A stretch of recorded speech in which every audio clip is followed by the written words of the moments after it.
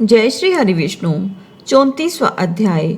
सूत जी कहते हैं कि यदि किसी में उद्यापन करने की शक्ति ना हो तो ब्राह्मण को भोजन करा दे। यदि ब्राह्मण ना मिले तो गौ का पूजन कर ले, और यदि गौ भी ना मिले तो पीपल अथवा वट का पूजन करे। ये सुनकर ऋषि पूछने लगे कि हे महाराज, वृक्ष तो सभी समान हैं, फिर पीपल तथा वट वृक्ष को ही श्रेष्ठ क्यों माना गया? तब सूत जी ने कहा कि पीपल विष्णु का, वट शिव का तथा पलाश ब्रह्मा का रूप है। फिर ऋषियों ने पूछा कि ब्रह्मा, विष्णु तथा महेश ये सब वृक्ष भाव को कैसे प्राप्त हुए? यह सुनकर सूत जी कहने लगे कि हे ऋषियों, एक समय शिव जी पार्वती सहित एकांत में विराजमान थे। उस समय देवताओं द्वारा भेजे गए अग्निदेव द्वारा उनके एकांतवास में कुछ विघ्न उपस्थित हुआ।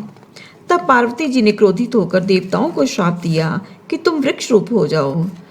तब विष्णु जी गया जाकर पीपल, शिव काशी में अक्षयवट और ब्रह्मा पलाश रूप हो गए। तभी से पीपल और वट का पूजन होता है। तब ऋषियों ने कहा कि रविवार को पीपल का पूजन नहीं होता और शनिवार को अवश्य होता है, इसका क्या कारण है? सो ये भी कृपा करके बताइए।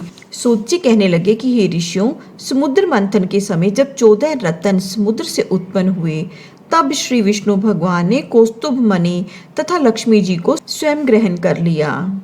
जब भगवान लक्ष्मी जी के साथ विवाह करने लगे तो लक्ष्मी जी ने कहा कि हे भगवान, मेरी एक बड़ी बहन भी है जिसका नाम दरिद्रा है, अतः पहले उसका विवाह होना चाहिए। विष्णु जी ने लक्ष्मी जी के यह वचन सुनकर उनकी बड़ी बहन ज्येष्ठा उद्दालक ऋषि को सौंप दी। दरिद्रा का काला रंग तथा लाल नेत्र, बिखरे बाल थे। उद्दालक मुनि भगवान की आज्ञा मानकर दरिद्रा को अपने आश्रम में ले गए। वहां आकर दरिद्रा ने देखा कि आश्रम में वेद पाठ तथा हवन हो रहा है। यह देखते ही उसने मुनि से कहा कि मैं यहाँ पर नहीं रह सकती, जहाँ पर चोरी, यारी तथा ब्राह्मणों का अपमान होता है, मैं वहीं पर रह सकती हूँ। उसकी यह बात सुनकर उद्दालक ऋषि बहुत दुखी हुए और उसको वहीं पर छोड़कर चले गए और कह गए कि मैं तेरे लिए कोई स्थान देखकर आता हूँ। दरिद्रा बहुत देर तक ऋषि की प्रतीक्षा करती रही, किंतु उनके आने पर वह रोने और चिल्लाने लगी। तब लक्ष्मी जी ने भगवान से कहा कि हे भगवान, बहन दरिद्रा ऋषि द्वारा त्याग किए जाने से अत्यंत दुखी होकर रो रही है, अतः पहले आप उसे जाकर शांत कीजिए। तब भगवान लक्ष्मी जी सहित वहां पर आए और कहने लगे कि तुम पीपल में निवास करो।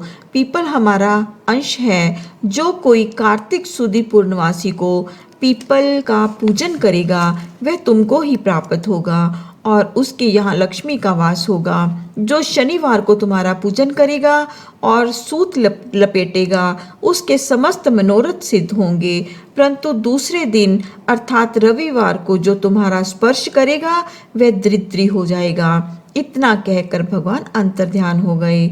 सूत जी कहते हैं कि जो कोई इस कथा को कहता अथवा सुनता है उसको प्रयाग तथा बद्रिकाश्रम तीर्थ जैसा फल प्राप्त होता है। बोलिए श्री हरि विष्णु भगवान की जय।